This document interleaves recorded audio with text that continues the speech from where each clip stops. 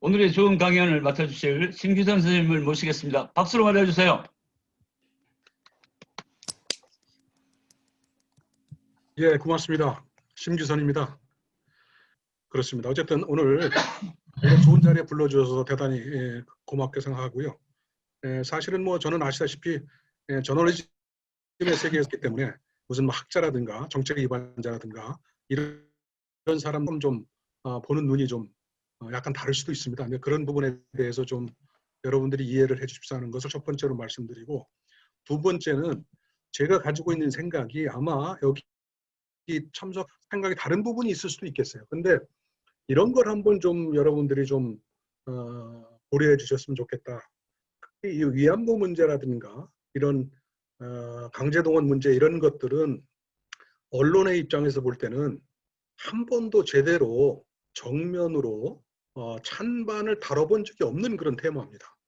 나중에 상수를 하겠지만 저는 이것을 언론의 마지막 성역이다 이렇게 표현을 하는데, 특히 위안부 문제와 관련해서는 언론이 그 위안부 단체 또는 위안부 할머니들에 대해서 한 번도 비판적인 입장을 정식으로 다룬 적이 없다. 그런 면에서 최근 들어서 벌어지고 있는 이런 모임들은 그런 의미에서는 어떤 면에서는 더 의미가 있다. 저는 그렇게 생각하는 사람입니다. 그래서 제가 볼 때는 그 두 가지 면에서 오늘 이런 자리가 의미가 있다고 생각하는데, 우선 5년 주기라는 5년 지금 합의로부터 5년이 되는 것이 뭘 의미하는가 이런 부분에 대해서 한번 좀 차분히 돌아볼 그런 기회가 됐고요. 두 번째는 지금까지 하고 싶었는데 사실은 입에서만 맴돌고 제대로 하지 못했던 그런 것을 공개적으로 한번 얘기해 볼 수 있는 그런 자리다. 이런 두 가지 면에서 의미가 있다고 봅니다. 사실은 최근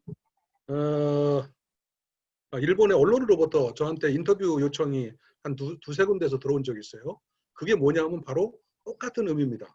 합의 5년을 어떻게 볼 것이냐를 지금 일본도 사실은 고민하고 있는 것 같아요.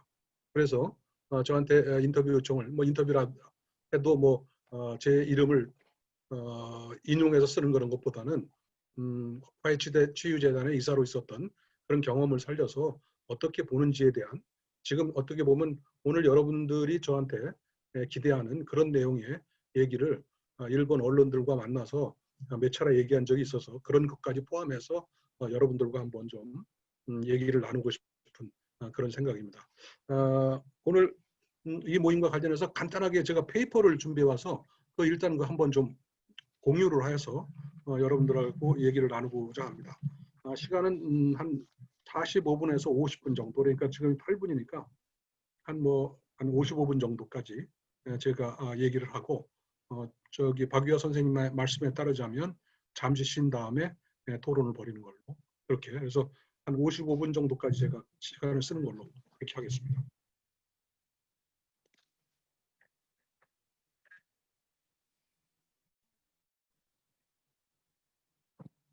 잘 보이십니까?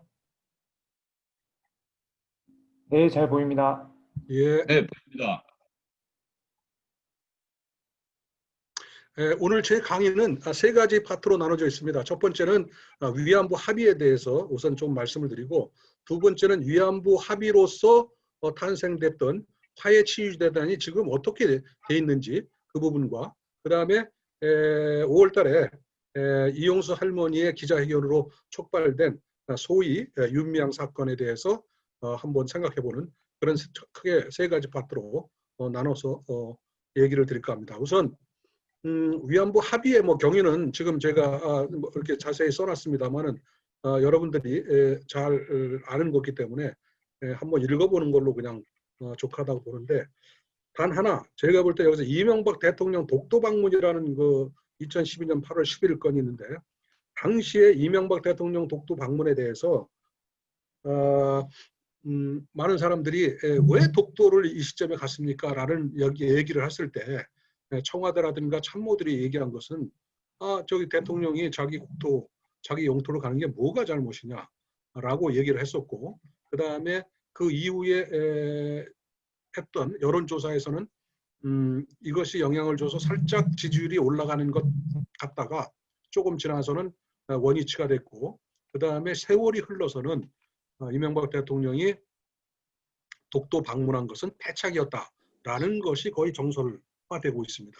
그 패착이라는 이유는 뭐냐면 2012년 8월 10일 날 독도 방문 이후, 그러니까 이후에 일본에서 여론조사를 매년 일반 국민들을 상대로 해서 여론조사를 하는데, 그때 여론조사가 그 전해가 2011년도가 굉장히 한국에 대해서 친근감을 느끼는 그런 비율이 60%가 넘었었는데, 대통령이 독도를 방문한 2012년 그때 겨울에 조사한 것은 그것이 급전직하가 돼가지고 거의 1년 사이에 가장 높은 지지율과 가장 낮은 지지율이 될 정도로 이것이 일본 국민들한테 엄청나게 부정적인 영향을 줬고, 그 다음에 그 내려간 그 지지 뭐랄까요, 친근감, 내려간 친근감 지금도 회복되지 않고 있다. 그런 면에서 전문가들 사이에서는 이명박 대통령이 당시에 독도를 방문하는 것은 옳지 않았다라는 얘기가 거의 정설화되고 있습니다. 그런데 당시에는 밝혀지지 않았지만 최근 5월 달에 돌아가신 한일 관계에서 조예가 깊은 최서면 원장의 국제한국연구원의 원장 최서면 원장의 그 오랄 히스토리, 일본 학자들 4명이 한 오랄 히스토리에 따르자면 대통령의 독도 방문은 결국은 2011년 12월 18일 노다 요시히코 교토 회담의 결렬이 된 것에 대해서 불만이 있었기 때문에 독도에 갔다라는 것이 거기에 자세하게 경위가 나오고 있습니다. 그러니까 당시에 이명박 대통령이 이 독도 방문 문제가 시끄러우니까 일본 전문가 몇 명을 불러가지고 얘기를 나눈 그때 왜 자기가 독도 방문을 했는지에 대해서 얘기하는 대목이 나오는데, 외부로 알려진 것과는 달리 결국은 위안부 문제 해결에 일본이 소극적으로 나오는 것이 영향을 줬다라고 하는 것이 분명하게 거기에 명기가 되어 있습니다. 따라서 지금 겉으로 드러나는 것과 안의 얘기는 좀 다를 수도 있다, 이런 말씀을 우선 드리겠고요.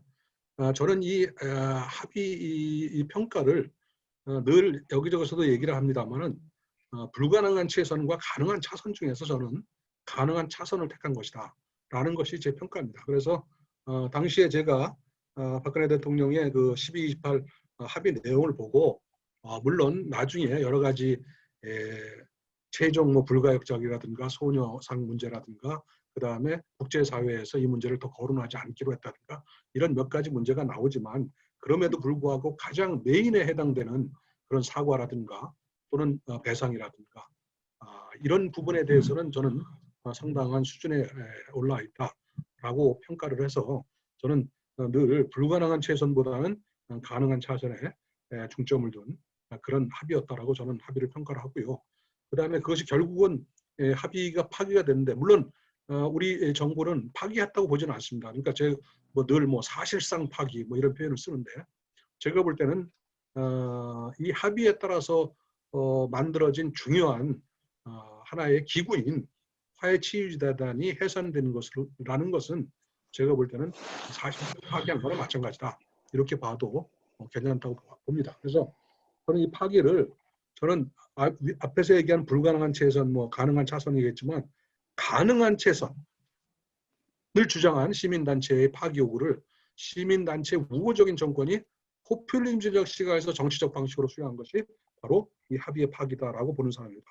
여기서 정치적 방식이라고 제가 표현한 것은 지금 방금 얘기했듯이 합의를 수용하지 않으면서도 파기라는 말도 쓰지 않고 재협상도 요구하지 않는 이런 방식을 저는 정치적 방식이라고 표현을 해서, 어쨌든 합의는 사실상 파기가 됐는데 결국은 시민단체의 가능하지 않은 목표인 가능한 최선을 수용한 결과다, 이렇게 봅니다.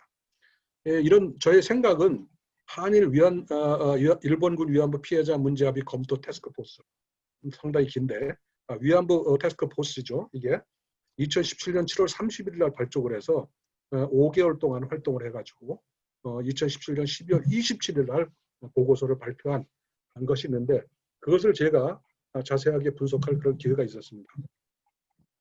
거기에 보면은 몇 가지 제 입장에서 볼 때는 비판할 대목이 있다라는 말씀을 드릴 수가 있을 것 같습니다. 첫 번째는 보고서는 화해치유재단을 해산하라고 직접적으로 촉구하지는 않았습니다만은 결국은 해산에 이론적 근거를 제시했다는 것이 이 태스크포스 팀의 보고서라고 볼 수 있고, 그중에 가장 중요한 것이 이 보고서는 맨 마지막 부분에 4가지 문제점을 지적하고 있는데, 4가지 문제점 중 가장 처음에 나오는 것이 바로 피해자 중심주의라는 겁니다. 국제사회에서 뿌리를 내린, 국제사회에서 용인된 피해자 중심주의를 이 박근혜 대통령의 합의는 지키고 있지 못하다라는 것이 타스크포스 팀이 맨 마지막에 문제점 4가지 지적할 때 첫 번째에 나오는 것입니다. 따라서 그 이후에 위안부 단체도 그렇고 정부도 그렇고 항상 대통령도 최근 들어서도 여러 번 그런 얘기를 쓰죠. 피해자 중심. 이거는 아시다시피 뭐 위안부 문제뿐만 아니라 최근에는 강제징용 문제까지도 이 피해자 중심주의라는 용어를 대통령이나 청와대, 그 다음에 일부 학자들이 쓰고 있습니다. 따라서 이 태스크포스 팀의 보고서는 어떻게 보면 사실상 파기하는데 이론적 근거를 제시했다라고 볼 수 있고요. 두 번째는 저는 이 문제점 중에 또 하나가 보고서에 한일합의 전문을 실체하는 것이 저는 이해하기 어렵다고 봅니다. 합의문은 아시다시피 하나는 한국말로 되어 있고 하나는 일본어로 되어 있는데, 제가 볼 때는 이 태스크포스 팀이 이 합의를 비판하면서도 그 앞부분에 합의문을 전문을 실체하는 것은 저는 의도가 있었다고 보는 사람인데, 이유가 뭐냐면 합의문 전체를 읽어보면 달리 보이는 대목이 굉장히 많습니다. 예를 들자면 일본 정부의 책임을 통감한다든가, 사죄와 반성의 마음을 표명한다든가, 일본 정부 예산으로 재단을 만든다든가, 그 다음에 전 위안부 분들의 명예와 존엄의 회복 및 마음의 상처를 치유한다든가, 그 다음에 일본 정부가 표명한 조치가 착실히 실시된다는 것을 전제로 등등, 사실상 태스크포스 팀이 비판하는 그런 대목은 수용할 수 있는 대목도 있지만, 이 합의문 전체가 주는 인상은 나름대로 굉장히 노력했다는 인상을 충분히 줄 수 있음에도 불구하고, 사실은 이 합의를 비판하면서도 합의문 전문을 실지 않고 비판할 때마다 그 해당되는 대목만 갖다 쓴 것은 저는 의도가 있다라고 주장하는 사람입니다. 그리고 보고서의 가장 핵심적인 사항이 일본 정부 책임 인정, 일본 정부 사죄, 일본 정부의 금전적 조치, 이것인데, 이것을 비판하면서 이 태스크포스 팀은 아주 스테레오타입적인 그런 기술 방식을 택합니다. 뭐냐면 이 합의 내용을 일단 평가를 한 다음에 곧바로 부정하는 방식입니다. 예를 들자면 그 뒷부분은 제가 쓴 것이 아니고 그 태스크포스 팀의 발표 내용을 그대로 인용하는 부분입니다. 이렇게 모든 부분이 이렇게 되어 있습니다. 책임 부분에서 일본 정부의 책임을 수식어 없이 명시하도록 한 것은 책임에 관한 언급이 없었던 고노다마와 책임 앞에 도의적이 붙어 있었던 아시아 여성기금 당시 일본 총리 편지와 비교하여 진전이라고 볼 수 있다. 또한 일본 정부로서 책임 통감한다는 데 더하여 총리의 사죄와 반성의 마음 표명, 그리고 일본 정부의 예산 출연을 전제로 한 재단 설립이 합의 내용에 포함된 것은 일본이 법적 책임을 사실상 인정한 것으로 해석할 수 있는 측면이 있다. 상당히 긍정적으로 평가했고, 사실은 이 합의에 평가받을 대목은 이것입니다. 이렇게 본인들도 태스크포스는 인정을 해놓고 바로 뭐라 하냐면, 그러나 법적 책임이나 책임 인정이라는 이런 말은, 그 단어는 이끌어내지 못했기 때문에 이건 문제다. 이런 식입니다. 모든 비판 방식이 이런 식으로 돼 있어서 제가 볼 때는 사람에 따라서는 뒷부분이 아니라 앞부분에다가 무게를 둔다면 합의가 상당히 평가받을 만하다라는 것을 어느 정도 인정하고 있다는 것을 부인할 수가 없습니다. 왜 그랬을까? 저는 제가 볼 때는 나중에 비판을 할 때도 썼지만 이 태스크포스 팀도 빠져나갈 구멍을 마련하는 것이다라고 저는 평가를 합니다. 나중에. 네? 그래도 우리 평가를 하지 않았냐 그래도. 그렇지만 이런 것이 모자란다라고 얘기했지. 우리가 언제 1228 합의를 전면 부정했느냐라는 말을 피하기 위해서 이런 기술 방식을 쓴 것으로 저는 생각을 했고요. 모든 부분이 이렇게 돼 있기 때문에 제가 한번 언급을 해봤습니다. 그 다음에 최종적 불가역적 해결이라는 용어를 과도하게 비판했습니다. 여러분들 혹시 오해할지 모르지만 이 최종적 불가역적 해결이라는 용어는 일본이 그거 써달라고 요구한 것이 아니라 한국 쪽에서 요구한 겁니다. 왜냐하면 망언을 막기 위해서 한국 측이 요구하는 것이고 태스크포스도 그것을 잘 알기에 이렇게 써놓고 있습니다. 한국 쪽은 일본의 사제가 한다는 피해자 단체의 의견을 참고하여 피해자 단체의 의견입니다. 의견을 참고하여 이러한 요구를 했다. 따라서 최종적 불가역적 해결이라는 용어는 우리가 요구한 것이다. 근데 이것이 들어갔다고 해서 문제가 있다고 한다면 저는 좀 문제가 있다. 오히려 저는 이것을 문제 삼을 것이 아니라 일본이 최종적 불가역적 해결을 안 한다고 하면 그것을 문제 삼는 쪽으로 계속 물고 늘어지는 것이 우리 쪽으로서는 유리할 텐데 왜 우리가 내부에서 이걸 문제 삼았는지에 대해서 좀 아쉬움이 있습니다. 또 소녀상 문제가 공개와 비공개 부분에 전부 나옵니다. 공개 부분에도 나오고 비공개 부분에도 나오는데 이렇게 되어 있습니다. 관련 단체와의 협의 등을 통해 적절히 해결되도록 노력함이라는 표현이 들어가 있는데 마치 이를 이전에 몰래 합의한 것 같은 뉘앙스를 이 태스크포스 팀 보고서는 풍기고 있습니다. 또 비공개 부분이라는 표현을 여러 번 씀으로써 이 합의는 이면 합의가 많아서 문제라는 이상. 여러분 기억하실지 모르지만 당시 2017년 12월 27일 태스크포스 팀이 이 보고서를 공개할 때 오모 위원장이 이것을 공개하면서 가장 앞부분에 강조했던 부분이 이면 합의라는 부분이었습니다. 비공개 합의라는 부분. 그 말을 듣는 순간 사실은 우리처럼 이 태스크포스 팀의 보고서를 조목조목 분석한 사람 입장에서는 그게 무슨 의미인지를 알겠으나 그것을 모르는 일반 국민들한테 준 인상은 12, 28 합의는 비공개로 또는 공개하지 않은 그 뒤에서 이면으로 뭔가를 일본한테 많이 내준 모양이구나 라는 인상을 주기에 충분했습니다.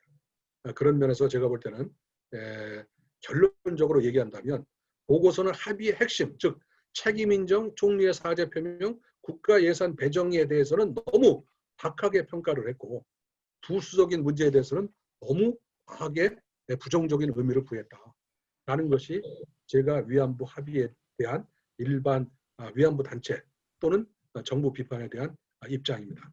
이것은 뭐 제가 그냥 오늘 회의 때 즉흥적으로 생각한 것은 아니고 2018년 12월에 국민대 일본학연구소에서가 발간하는 일본 공간이라는 그런 학술지에 위안부 합의는 적폐인가라는 이름으로 한 60페이지 정도를 장문의 그 보고서를 분석한 내용 중에 일부를 인용한 것입니다. 그러니까 즉흥적으로 지금 이런 생각을 갖고 있는 거 아니라 오래전부터 이런 생각을 갖고 있었다라는 말씀을 우선 드릴 수 있을 것 같습니다. 이 합의에 따라서 설립된 화해치유재단은 지금 어떻게 되어 있는가?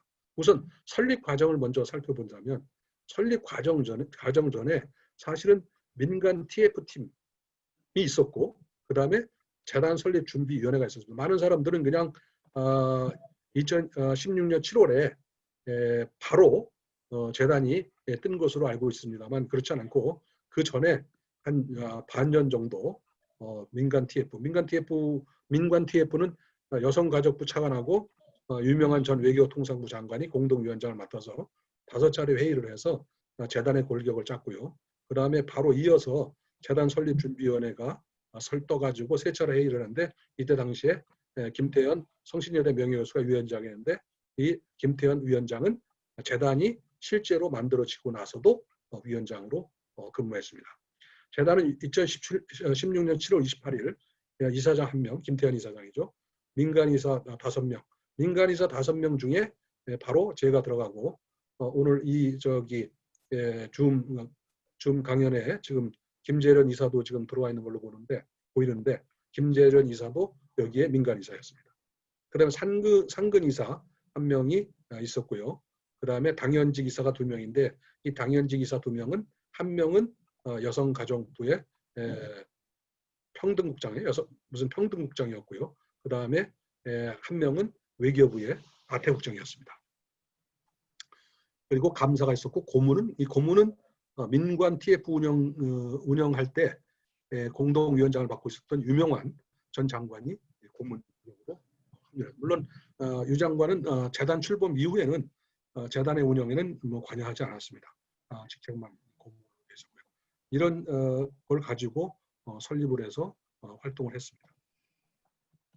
운영은 어떻게 됐느냐?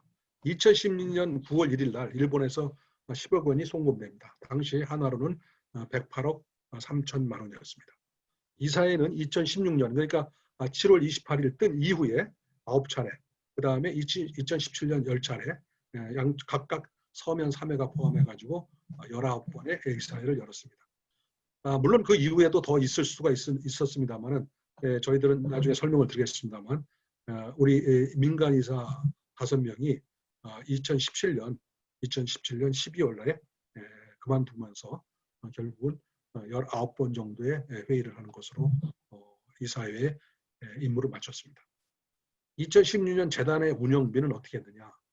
국고가 1억 5천만 원, 그 다음에 일본 출연금이 1번 출연금, 그러니까 이 재단에 일본이 넣은 돈에서 5,900만 원을 썼습니다. 이 부분을 여러분들한테 꼭 좀 설명을 드리고 싶습니다. 재단 운영비라는 것은 뭐냐면 인건비와 그 다음에 사무실 운영비, 비품비 이런 것을 얘기합니다. 재단의 이사로 참여했던 이사들은 이런 생각을 갖고 있었습니다. 일본이 준 돈은 단 1원 한 푼이라도 할머니 외에 또는 피해자 외에 써서는 안 된다라는 원칙을 가지고 있었고, 그런 의미에서 일본 정부가 출연한 돈에서 재단 운영비, 즉 인건비나 또는 사무실비를 쓰는 것은 옳지 않다. 이런 식으로 결의를 했고, 그래서 2016년에 정부에다가 운영비 요청을 했습니다. 아시다시피 2016년 7월, 그러니까 하반기부터 운영을 했기 때문에 1억 5천만 원을 요청해서 받았습니다만은 약간 모자라서 모자란 부분은 5,900만 원은 재단 출연금에서, 일본이 출연한 출연금에서 쓰기로 이사의 의견을 거쳐서 했습니다.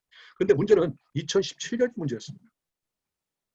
2017년 재단 그때 당시에 2017년에는 더불어민주당이 여당이 되면서 왜 일본에서 받은 돈을 운영비로 쓰느냐라고 하면서 일본 출연금을 쓰지 못하도록 했습니다. 여기까지는 예를 들어서 이해할 수도 있을지도 모르겠습니다만, 예를 들어서 왜 일본이 출연한 돈을 운영비로 쓰느냐, 안 된다라고 했으면, 그러면 정부에서 예산을 줘야 되는데 예산을 전부 깎았습니다. 1원 한 푼 받지 못했습니다. 1원 한 푼, 0원. 그래서 재단 이사에서는 할 수 없이 이것을 일본 출연금에서 5억 3,500만 원을 쓰도록 의결을 했고, 2018년 상반기, 저희들은 2017년 12월에 나왔기 때문에 2018년에는 어떻게 썼는지는 모릅니다만 조사를 해보니까 상반기 1월부터 6월까지 전액 일본 출연금으로 1억 6,500만 원을 쓴 것으로 이렇게 나와 있습니다. 이사회는 일본 출연금으로 쓴 운영비는 나중에 국고에서 충당할 것을 요구했습니다. 그렇게 기록에 남겼습니다. 그러나 국민의힘 조태영 의원이 여성가족부한테 요청을 해서 받은 자료를 제가 분석을 해보니까 거기에는 지금 예전에 썼던 그 일본이 재단에 출연한 돈에서 사용한 재단 운영비는 정부 예산으로 충당할 뜻이 전혀 없다라고 입장을 밝혔기 때문에 저 이사들이 얘기했던 그런 꿈은 요청은 받아들이지 않으실 것 같습니다. 그리고 제일 중요한 부분이 이제 저희 이사회는 생존 위안부 할머니 47명 중 35명에게 1억 원씩을 드렸고, 사망 위안부 199명 중에서 유족 64명에게 2천만 원씩을 지급해서 46억을 사용했고, 재단 운영비로 9억을 사용해서 현재 남아있는 돈은 56억 원이다. 이렇게 보시면 될 것 같습니다.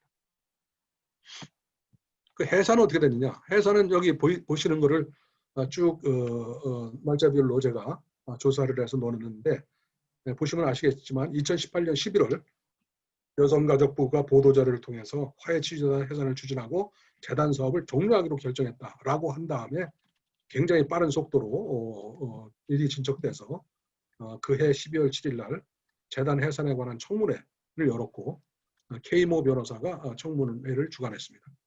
그 다음 해에 설립 허가를 취소했습니다.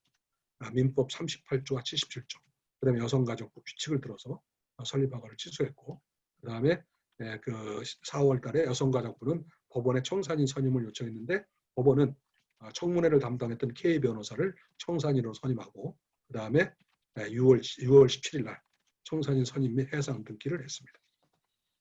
그 다음에 재단은 이에 따라서 7월 15일 날 여성가족부에 해산 신고를 했고 그 이후에는 청산법인으로서 채권 신고를 공고하고 그 현금 지급을 신청해서는 받지 못한 일부 피해자와 그 가족에 대한 잡무 처리를 한 다음에 2020년 1월 17일 그러니까 올해 1월 초에 재단 사무실을 폐쇄함으로써 사실상 재단은 법적으로도 또는 공간적, 물리적으로도 지금 현재는 없고 다만 56억 원이 남아있는 상태입니다. 남은 돈 56억에 대해서 궁금하실 것 같은데요. 법적으로는 청산인이 요청하고 주무관청인 여성가족부가 허가를 하면 법인의 목적에 맞게 사용할 수 있습니다. 그런데 법인이 없어진 마당에 그런 용도가 있을 수가 없습니다. 그럼 안 쓰게 되면 국고에 기속하도록 되어 있는데 일본이 출연한 돈을 돌려주겠다는 마당에 거기서 받은 돈을 국고에 귀속한다는 것은 얘기가 안 되겠죠.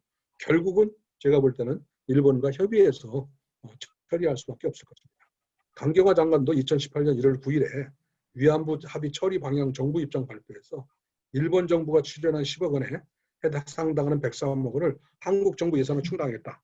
일본이 낸 100억의 기금의 향후 처리 방안에 대해서는 일본 정부와 협의하도록 이렇게 해서 일본과 협의하겠다는 뜻을 분명히 했기 때문에 제가 볼 때는 재단이 해산되든 해산되지 않든 재단이 해산되지 않을 때도 형식적으로는 용도는 일본과 협의하도록 되어 있었습니다. 외교부가 협의했었습니다. 따라서 재단을 해산 마당에도 해당했지만 나머지 56억도 결국은 처리 방침은 일본과 협의할 수밖에 없을 것이다. 그건 뭐 정부에서도 이미 그런 입장을 바뀌었기 때문에 그렇게 될 것 같습니다. 여성평등기금 103억 원이 있습니다. 지금 일본이 낸 돈을 충당하는 돈으로서 2018년 1월 9일 앞에 나왔듯이 강경화 장관이 일본이 낸 10억 원을 정부 예산으로 충당하겠다고 한 다음에 7월 달에 여가부가 기재부에 예비비를 신청했고 그 달에 24일 날 국무회의가 103억을 인정을 해서 양성평등기금으로 편성 의결을 했고 실제로 8월 달에 기재부가 103억 원을 여성가족부 양성평등기금에 예치해서 지금도 가지고 있습니다. 한 7개월 만에 그냥 전광석화처럼 하여간 103억을 마련해서 지금 양성평등기금을 가지고 있다. 이렇게 말씀드릴 수가 있습니다.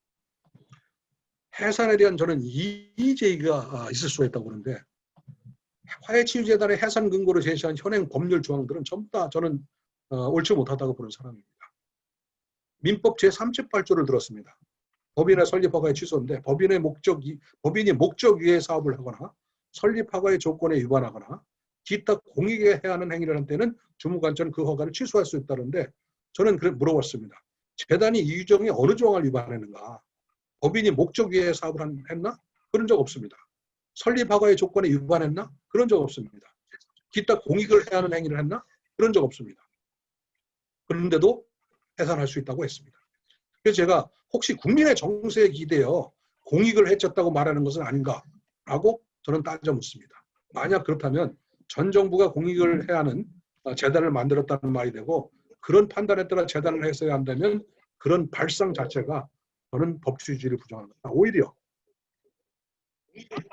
그것이 공익을 해하는 행위라고 저는 생각합니다. 즉 공익을 해한 적이 없는 재단을 공익을 해왔다고 생각해서 만약에 해산한다면 그 자체가 공익을 해하는 행위다라는 것이 저희 주장이고요. 민법 제77호 38조와 연동되어 있는데 법인은 존립기간의 만료, 법인의 목적의 달성 또는 달성의 불능, 이따 정관에 정한 해산의 사유 발생, 파산 또는 설립허가의 취소로 해산한다. 이것에 따라서 법인의 목적이 달성할 수 없다라고 해서 해산한 걸로 추정이 됩니다. 그런데 저희들의 주장은 뭐냐면 법인의 목적의 달성을 누가 그러면 막았느냐? 그게 법인의 규책 사유인가? 라는 것을 묻지 않을 수 없습니다. 저희들 이사들 입장에서는 목적의 달성을 충분히 했다고 봅니다. 왜냐하면 47명 중에서 35명이 생존 할머니들이 돈을 받았고, 그 다음에 개인 정보보호법에 따라서 사실은 돌아가신 분의 유족을 찾기가 대단히 어려웠습니다만 나름대로 노력해서 64명이나 되는 분들한테, 유가족한테 전달을 해서 저희들은 그 당시에 해산을 한다고 했을 당시에 이제 현급 지급, 그러니까 재단의 가장 큰 뭐랄까 목적이라고 한다면 세 가지로 볼 수가 있는데, 아까도 얘기한 그 현급 지급 문제가 있을 수 있고요. 두 번째는 기억의 문제, 그 다음에 하나는 뭐 교육의 문제, 뭐 이렇게 잡을 수 있는데 저희들이 이제 현금 지급 문제는 아시다시피 대부분 종료가 됐다고 보고, 이제 앞으로는 기념관이라든가 교육 문제라든가 국제사회와의 연대라든가 이런 문제에 대해서 나머지 돈을 쓸 필요가 있겠다라고 논의를 하고, 그 다음에 상당 부분 그 아이디어를 축적해가는 과정, 그 시점에서 재단을 해산하겠다라고 했기 때문에 저희들은 목적의 달성을 못했다라는 것에도 동의하기가 어렵고, 서로 목적의 달성이 어려웠다 치더라도 그것이 이 사회의 규책 사유가 아니라는 그런 생각을 갖고 있고요. 그 다음에 여성가족부 소관의 비영리법원의 설립 및 감독에 관한 규칙 제4조, 여기에 따라서도 또 인용을 했는데, 여기 보면 세 가지 조건이 있습니다. 법인의 목적과 사업이 실현 가능할 것. 네, 목적 사업을 할 수 있는 충분한 능력이 있고 재정적 기초가 확립되어 있거나 확립될 수 있을 것. 다른 법인과 같은 명칭이 아닐 것. 그런데 이런 규칙 제4조에 따라서 해산할 수 있다라고 하는 것에서는 저는 다음과 같은 문제점이 있다고 봅니다. 첫째, 법인 설립 허가의 근거를 법인 설립 취소의 근거로 살 수, 결과적으로 그렇게 됐다고 해서 허가를 취소할 수 있는가? 그 결과적으로 그렇게 된 것은 제가 볼 때는 재단의 규책 사유가 아니다라는 전 주장입니다. 그 다음에 백보를 양보해서 그렇게 할 수 있다 하더라도 위에 세 개 항 중 어느 조항을 재단이 위배했다고 보는지 좀 어렵습니다. 목적과 사업이 실현 가능할 것. 저희들은 실현 가능한 목적 사업에 따라서 재단이 설립됐고 거기에 따라서 충실히 노력해왔다. 그 다음에 목적 사업을 할 수 있는 충분한 능력도 있고 재정적 기초도 확립되어 있습니다. 다른 법인과 같은 명칭이 아닙니다. 이렇게 해서 정당한 그런 어떤 규정에 따라서 설립된 그런 재단을 이 세 개 항 중 어느 조항을 적용해가지고 해산할 수 있는지 도저히 이해가 안 갑니다. 그래서 저는 2008년 12월 7일 날 그 청문회가 하루 열렸는데, 제가 사실은 출두를 하려고 했습니다만은 당시 12월 7일 날 스시마 대마도에 출장 계획이 잡혀 있어가지고 제가 장문에 그 글을 써가지고 제출했습니다. 그 제목은 뭐냐면 화해치유재단 해산근거 민법 38조 납득할 수 없다는 것이 제가 낸 그 청문회에 낸 제 의견서입니다. 아마 청문회에 반대 의견을 낸 사람이 없을 거예요. 근데 제가 그럼에도 불구하고 그 해산될 게 뻔히 알면서도 이런 걸 냈던 이유 중에 하나는 뭐냐면, 아시다시피 사실은 재단 해산하는 거에 대해서 일부에서는 그것이 옳지 못하다는 생각을 갖고 있어요. 그 다음에 그 중에 한 사람이 저이기도 하고, 그런데 세월이 흘러서 이 재단 해산과 관련된 청문회를 열었는데 이 재단 해산에 대해서 아무도 거기에 대해서 이의 제기를 하지 않았다라고 한다면 도대체 뭐냐 그러면 당시에 말로만 그냥 해산해서는 안 된다고 그랬지, 그럼 이런 기회라도 기록을 남겨야 될 거 아니야 라는 말이 있을 것 같아서 사실은 참 제가 청문회 참석을 못하기 때문에 포기하고 있다가 언뜻 그런 생각이 들었습니다. 지금 이 순간이 문제가 아니라 20년, 30년 지난 다음에 누군가가 이 문제를 연구하는 사람들이 그 기록을 여가부에 요청해서 공개되는 기록을 볼 때 청문회 아무런 그런 반대 의견이 접수되지 않았다 한다면 그것도 좀 그렇다. 그래서 사실은 뭐 솔직한 말씀을 드리자면 12월 7일 날이 청문회 날인데 그 전날 밤에 불이 나게 써서 밤새워서 쓰고 제출하고 그 다음에 등기로 보낸 다음에 제가 출장 갔던 그런 기억이 있습니다. 어쨌든 저는 지금도 이 재단은 물론 그 나름대로 이쪽 그 정부에서는 절차를 밟아서 제대로 했다고 하지만 저는 그 법적 근거가 모호하다고 보는 사람이고 차라리 저는 해산을 하고 싶으면 이사들한테 요구했으면 더 아주 합법적으로 해산할 수 있었지 않느냐는 생각을 갖고 있어요. 왜냐하면 이사회가 결의하면 재단을 해산할 수 있는 그런 정관에 그렇게 돼 있습니다. 화해치유전 재단 정관에 이 재단은 이사회 결의로 해산할 수 있도록 그 근거 규정이 있었기 때문에 차라리 이사들한테 해산을 해달라고 한다면 저는 거기에 응하겠다고 얘기했던 사람입니다. 비공식적으로. 왜냐하면 어떻게든 그 해산을 할 텐데 그걸 제가 무슨 뭐 거부하거나 그런 게 아니라 좀 모양 좋게 지금 이 화해치유재단은 현금 지급이라는 가장 중요한 그런 사업은 마쳤기 때문에 이제 더 이상 뭐 재단의 전속 이유가 없다면 해산한 것도 괜찮지 않느냐라는 그런 명분과 구실을 붙여서라도 이렇게 어거지로 해산하지 않고 정당한 절차를 거쳐서 해산했으면 좋았을 것이고 그런 과정이라면 저는 협조할 의사도 있다라고 얘기했던 그런 경위가 있습니다. 그다음에 재단카에 대한 이 제기를 저도 또 할 필요가 있는데요. 위안부 하부 태스크포스가 보고서를 발표하는 날이 앞에도 설명드렸지만 2017년 12월 27일입니다. 여성가족부도 그날 같은 날 사실은 화해치유전 재단을 감사한 결과를 발표했습니다. 감사 시작은 2017년 7월 20일이었기 때문에 발표를 12월 27일 했기 때문에 사실은 풀로 5개월 동안 꼬치꼬치 재단을 감사했습니다. 그리고 나서 그것을 보도자료와 그 보도자료에 붙은 첨부, 부침으로 해서 냈습니다. 이것을 분석을 자세히 해보면 너무너무 사실은 문제가 많습니다. 이게. 이 감사 보고서의 문제점을 제가 몇 가지만 지적을 하자면 최대 간술사였던 현금 지급 과정에서 할머니들이 돈을 받도록 강요한 일이 있느냐는 쟁점에 대해 화해치유단의 잘못이 없었다는 것을 확인했습니다. 하고도 이를 보도자료에는 전혀 언급하지 않았습니다. 첨부한 보고서에만 들어있어요. 이게 무슨 얘기냐 하면 가장 기자들이 많이 보는 보도자료에는 그것을 언급을 하지 않았습니다. 그 대신 두툼한 부침 자료에만 언급을 했죠. 그러니까 기자들이라는 게 아시다시피 저도 기자를 해봤습니다만 급하고 바쁘면 제가 볼 때는 보도자료를 보고 기사 작성합니다. 그걸 알았을 거예요. 그러다 보니까 거기에다가는 가장 현안이 되는 지급 과정의 강제성에 대해서는 별 문제가 없었다는 것을 확인하고도 그것을 보도자료에 쓰지 않았다는 것이 가장 문제입니다. 그리고 그마저도 그 보고서 뒤에 붙인 보고서에도 물타기를 했습니다. 이런 식으로 했습니다. 정부 및 재단의 관계자가 피해자를 면담하는 과정에 현금 수령을 강요하는 내용은 확인할 수 없었으나 확인할 수 없었다는 거예요. 없었다는 거예요. 네? 현금 수령을 강요하는 내용을 확인할 수 없었으나 없었다라고 쓰고 글을 끊고 그렇게 써야 되는데 물타기라고 해서 없었으나라고 한 다음에 더 중요한 듯한 내용으로 넘어갑니다.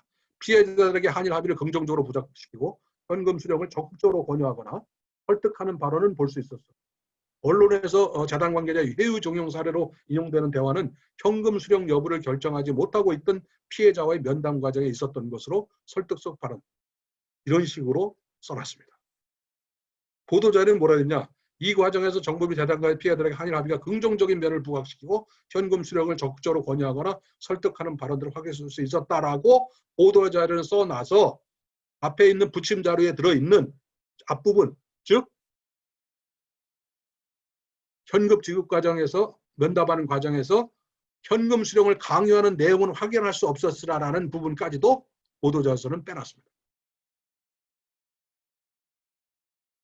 저는 정말로 이 문제는 이거는 나중에 누가 이렇게 썼는지에 대해서 좀 확인할 필요가 있다고 보는 사람입니다. 네, 보도자료 말미에 화해치유재단 점검 결과는 아무 관련이 없는 위안부 기록물 유네스코 등재에 필요한 예산을 박근혜 대통령의 지시로 중단했던 내용을 붙여놓았습니다. 이는 화해치유재단 점검 결과에서 별다른 문제점이 발견되지 않자 다른 뉴스거리를 제공하기 위한 의도로 보이는데 실제로 많은 매스컴이 제가 조사를 해보니까 화해치유재단 점검 결과가 아니라 박 대통령이 위안부 유네스코 등재 예산을 삭감한 것을 당일 메인 뉴스로 다뤘습니다. 그런 점에서 여가부의 의도는 성공했다라고 볼 수 있습니다. 전혀 다른 내용을 같은 보도 자료에다가 물타기를 해놨습니다. 세 번째, 대단 이사장이나 이사들이 많은 보수를 받는다는 루머에 대해서도 해명해 줄 필요가 있었으나 하지 않았습니다.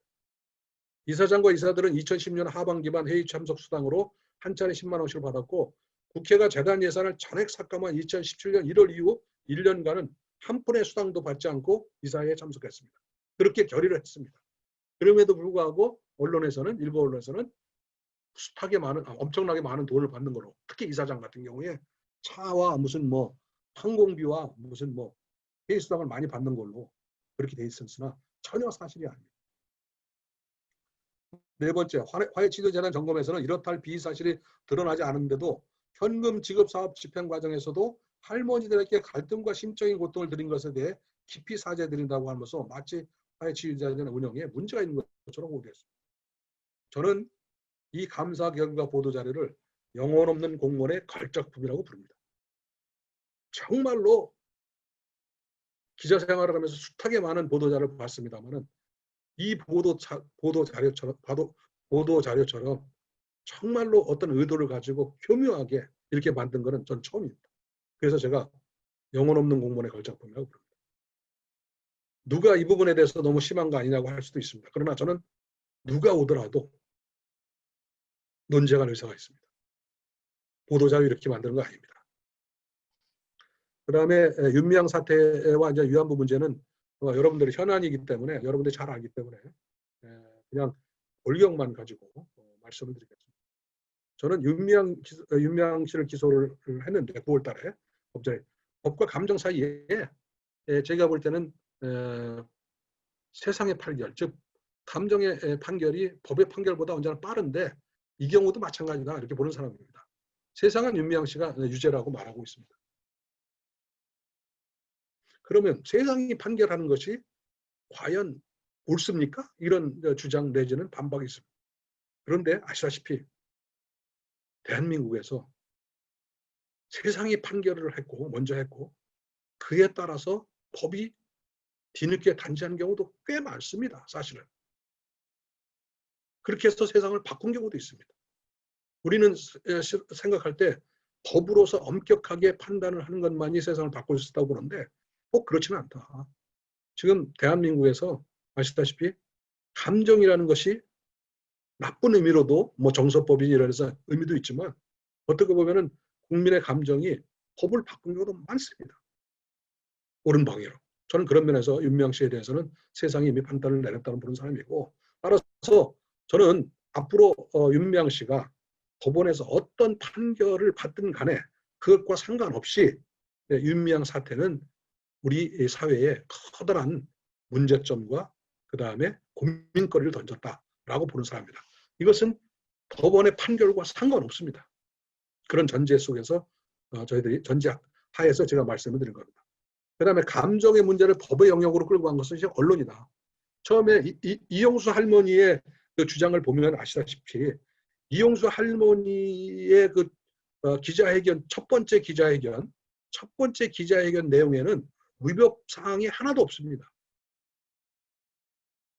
다만 돈 모아서 어디에 썼지 정도만 한마디만 그것이 뭐랄까 혹시라는 생각이 들게 만들지 나머지는 법과 관계가 없는 문제입니다.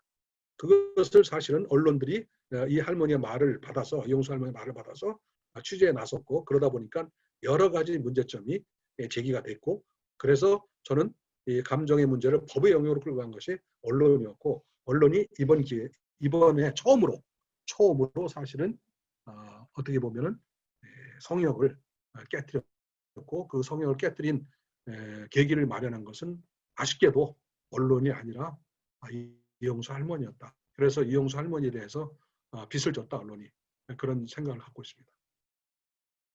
그 다음에 검찰의 기소는 윤미향과 정의연 사이에 벽을 세웠다고 봅니다. 벽을 세운 정의라는 그런 무슨 용어를 쓰는 학자들도 있습니다만 어쨌든 윤미향 개인에 대해서는 뭐랄까 8개의 혐의를 걸어서 기소를 했지만 정의연은 거의 다가 제가 볼 때는 불기소 처분했습니다. 또는 혐의가 없다고 했습니다. 그러니까 단체는 살리고 제가 볼 때는 윤미향 개인에 대해서는 엄격한 잣대를 들이댔다라는 것이 윤미향 사태의 어떤 특징 중에 하나다라고 저는 보는 것이고요.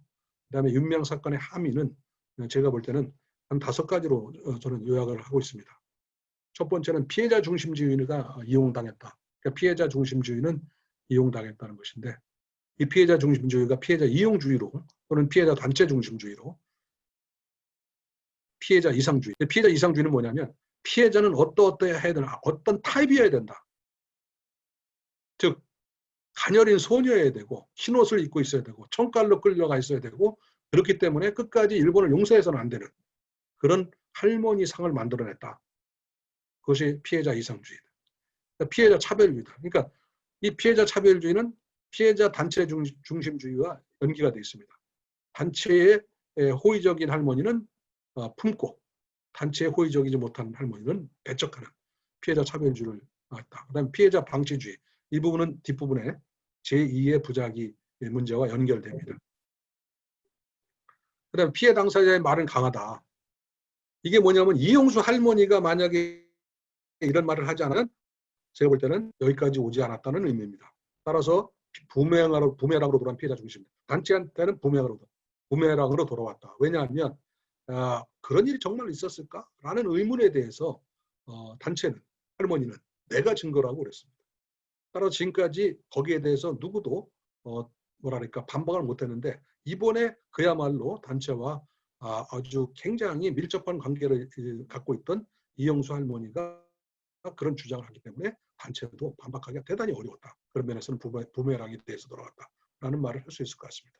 그다음에 아까도 얘기했겠지만 언론의 마지막 성역이 무너졌습니다. 언론에는 2가지 성역이 있었는데 일본 관련해서 첫 번째는 뭐냐면 일본에 우호적인 기사를 써서는 안 된다. 그런 것이 첫 번째고, 두 번째는 반일 단체를 비판해서는 안 된다는 것이 두 번째 성역이었습니다. 첫 번째, 일본의 우호적인 기사를 써서는 안 된다라는 것은 많이 깨지고 있었습니다. 최근에 들어서. 저도 많이 썼고요. 예를 들어서 무슨 스시마에서 대마도에서 불상 훔쳐가지고 오면 그건 돌려주는 게 맞다 라고 썼습니다. 그러니까 일본에 유리한 그런 또는 그런 기사나 칼럼 같은 것도 최근 들어서 많이 나왔는데, 사실은 마지막까지 남아있던 것이 일본의 비판적인 단체를 비판해서는 안 된다라는 것이었는데, 이번 사태를 거치면서 그것도 깨졌다는 면에서 의미가 있다. 그 다음에 당연히 내부 비판, 학계라든가 또는 우리 국내의 비판의 물꼬를 텄고, 그 다음에 시민단체는 이제 더 이상 특권 시민단체는 더 이상 존속 가능하지 않다. 즉 법에 따라서 이제 회계의 투명성 같은 것을 만드는 법이 바뀌니까 그거에 따라 이렇게 5가지 의미를 두고 있고요. 그 다음에 이번 사태를 거치면서 윤미향 씨와 정의연이 주장한 것이 굉장히 많은데, 제가 나름대로 그것을 신문을 전부 분석을 해보면 이렇게 한 몇 가지가 됩니다. 윤미향은 위안부 합의를 어디까지 알았을까? 윤미향이 위안부 해법은 변하지 않아. 이런 몇 가지들 하여간 쭉 있는데 전부 다 반박이 가능한 그런 내용들입니다. 그래서 사실은 이런 부분들을 전부 정리를 해놓고 있는데, 오늘은 시간이 되지 않으니까 이 14가지 정도에 대해서 물론 이 기본 전제는 뭐냐면 위안부 단체 정의연이 지금까지 해온 일에 대해서는 나름대로 또 평가를 해야 된다. 그것을 전제로 말씀드릴 겁니다.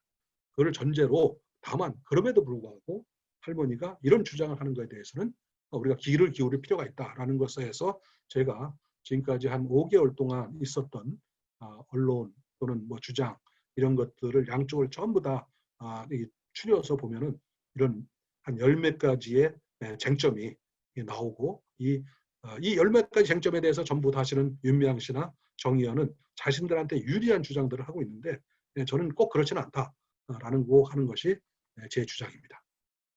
나중에 요 10몇 가지에 대해서는 따로 설명할 기회가 있었으면 좋겠습니다.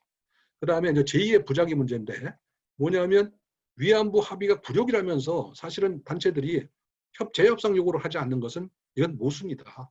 이런 것이 제 판단이고, 2019년 1월 화해 취단이 해산된 이후에 제2의 부작위 상황이 지금 계속되고 있다고 저는 보고 있습니다.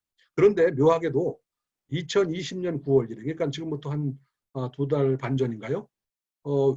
정의연 홈페이지에 입장문이라는 게 나왔습니다. 헌법재판소 위원 결정 9주전을 맞아. 그런데 김창록 교수가 쓴 건데요. 이게 처음으로 나온. 제가 다른 데도 8주년, 뭐 10주년도 있는지, 8주년, 7주년 있는지 봤더니 없어요. 제가 볼 때는 이게 갑자기 헌법재판소 위원 결정 9주년을 맞아가지고, 이제 문재인 정부도, 재협상에 나서라고 촉구하는 거거든요. 제가 볼 때는 제2부작위 위원이라는 그런 비판이 나오고, 여기에 대해서 왜 단체들이 아무 말도 안 하느냐라는 그런 지적들이 있다 보니까 저는 거기에 대응한 것이 아니냐라고 하는 것이 제 판단이고, 그런데도 불구하고 이 입장문의 3분의 2는 박근혜 대통령의 합의를 비판하는 것이고, 그 다음에 문재인 정부의 합의에 나서라는 것은 뒤에 그냥 붙어 있습니다. 이것이 입장문인지 어떤지는 여러분들이 한번 찾아보시기 바랍니다. 그 다음에 강제징용 문제와 위안부 문제와 관련해서 한국은 두 문제를 별개로 보고 있습니다. 이제 위안부 문제는 우리가 더 이상 요구하지 않으니까 끝난 것이다. 재협상 요구하지 않는다. 파기하지 않는다. 그러니까 끝난 것이다. 근데 강제징용 문제는 대법원의 문제다. 이렇게 주장하고 해서 별개로 보는데 일본은 그렇지 않다. 두 번째, 그래서 강제징용 문제를 해결하기 위해서는 저는 위안부 문제도 반드시 내부적으로 재론될 가능성이 높다. 제가 만나본 또는 알아본 일본 사람들이라든가 관계자들 얘기들은 지금도 위안부 문제가 어떻게 보면 신뢰라는 문제에서 가장 큰 문제다라고 해서 강제징용 문제와도 뿌리가 있다는 것을 얘기하고 있고, 저도 그런 지적에 동의합니다. 그 다음에 스가 총리가 바뀌면서 스가 총리로 신임 총리가 되면서 기대들을 굉장히 많이 하고 있는데, 이 문제는 저는 좀 비판적인데, 이 문제는 토론을 통해서 한번 어떻게 우리가 스가 총리를 봐야 되는지 논의했으면 좋겠습니다. 제 얘기는 여기까지입니다. 감사합니다.